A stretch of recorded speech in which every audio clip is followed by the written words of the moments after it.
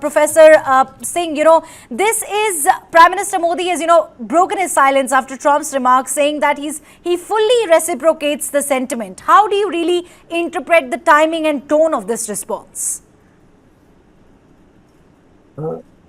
I think it's clearly following Indian Prime Minister's participation in Shanghai, where both Chinese leader and Russian leader utilized that visit. China and Russia already have a no limits partnership, but India joining them made them feel like being still emboldened to take on President Donald Trump. So President Xi talked in terms of bullying behavior and the Cold War mindset of United States, and Putin's terrorism is the need, and unipolar and hegemonic orders should not be allowed. And in that sense, it had started appearing as if India is drifting away from your relationship cooling with the United States and warming up to Russia and China.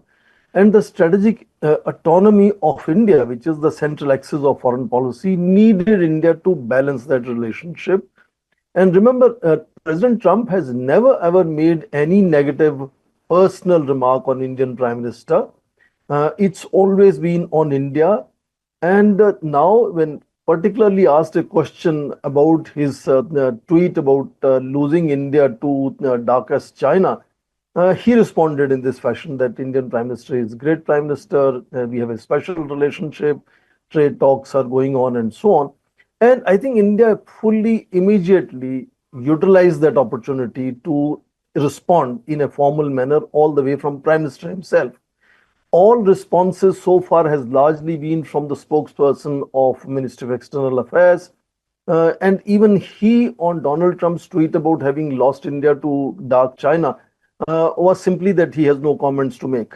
But now, as soon as a positive remark is even off the cuff made to reporters in White House, Indian Prime Minister has reciprocated, because we want to ensure that we are able to sustain that balance of strategic autonomy of Indian foreign policy and engage United States just as vigorously as possible, just as India is now increasingly engaging with Russia and China.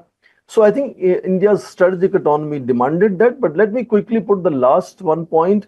I think the challenge lies now to the Trump immediate team of sycophants, if you want to call them, who have now to know in what direction they should fire their salvos, who were trying to raising the sort of shrill with much harsher language compared to President Trump, maybe just to please him.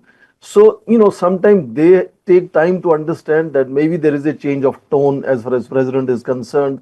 So I'm hoping that people like, Scott Bensent or Peter Navarro would perhaps also like now change their tone. And I suppose it should open the possibilities of Indian Prime Minister actually going to address UN General Assembly and possibly having a meeting with President Trump and, changing the tone of relationship starting from here.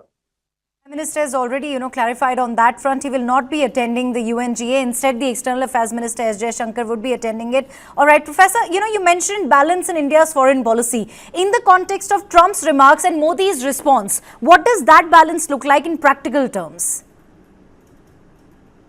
Yes, I understand you mentioned that the most recent updated list from United Nations doesn't include Indian Prime Minister's name among the speakers. He was scheduled to speak on 26th of September.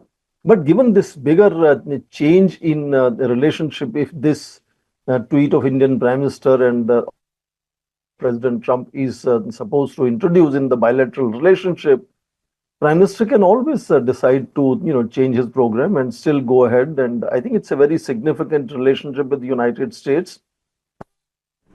Demand that Prime Minister of India actually chooses to go UNGA, and that schedule can again change because that slot is originally identified for a speaker from India being the Prime Minister. That it has happened before also. If Indian Prime Minister gets busy with something else, usually the Foreign Minister steps in and makes that speech. But this can change. I think it's a great opportunity in case we are able to initiate a kind of a change in bilateral relationship from here. then the visit of Indian Prime Minister is what fundamentally President Trump requires. He's been indicating from the direct conversation is required. You remember he called Indian Prime Minister on 17th of June. That was the last direct conversation they had among themselves, other than this exchange. And he had at that time suggested that Prime Minister could have a stopover in Washington. Of course, Indian Prime Minister had a schedule to go to Croatia, and these things take time to plan such visits. So he explained that his schedule doesn't allow him to have a stopover at that time, which was partly also because Field Marshal Munir was being hosted in White House during that time, and it could have created an awkward moment.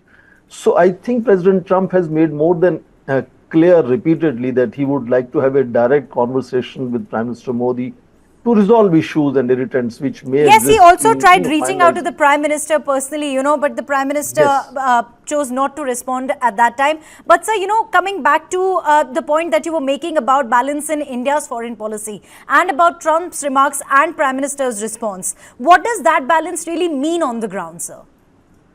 I think it clearly means that if Russia and China were trying to kind of hijack, I'm using a stronger word, or push the narrative in such a fashion to paint India as one of the integral partners in that trilateral relationship of Russia, China, India, and that they too, China and Russia, have a very different narrative, and they often are standing in confrontation with the United States, unlike India, which likes to sustain balance and engage all sides. I think it's a need to rectify that, which has resulted in Indian Prime Minister using this opportunity to immediately respond to President Trump's very generous remarks, I must say. And it should lead to further momentum, is what I'm expecting. It should not just be a flash in the pan and we go back to the same sort of more angry exchanges from United States and then explanations from India, which has been much more restrained. India has only called it unjustifiable and unreasonable, is the kind of most firm response that India has provided, ensuring that in that sense we keep the door open, and in case there is an opportunity to begin to talk to each other again on trade negotiations. Even on this, President Trump, when asked whether trade negotiations with India are on, have trade negotiations on, he did not are not on, and Commerce Minister Piyush Goyal is still very hopeful. You are hearing him say again and again that by November